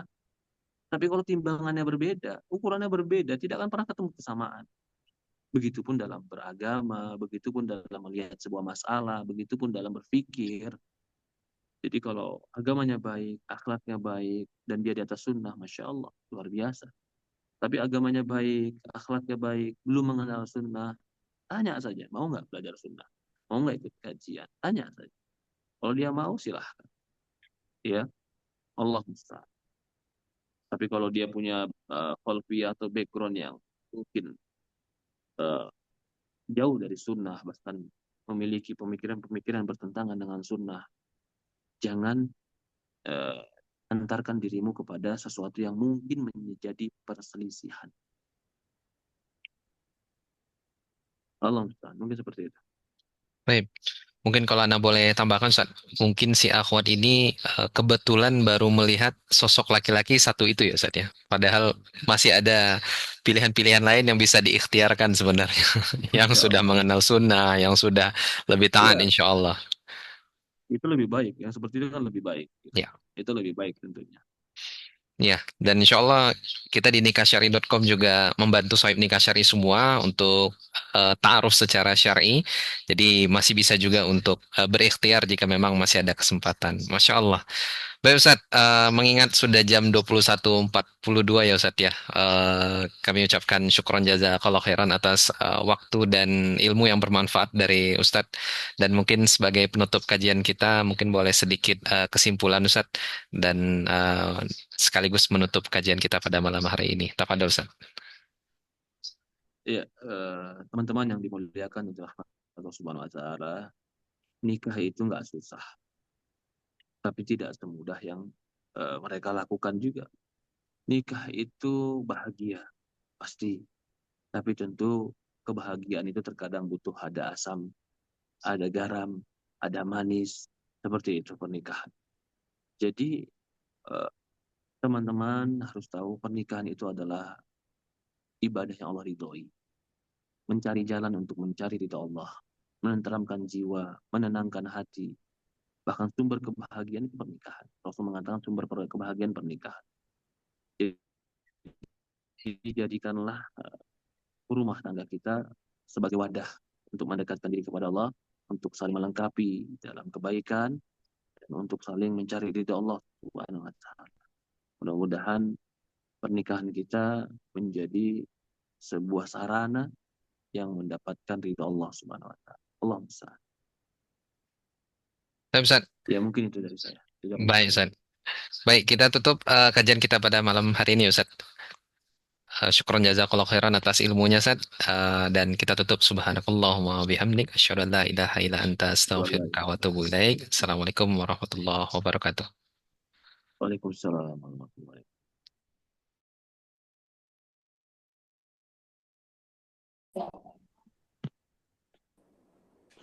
شكرا.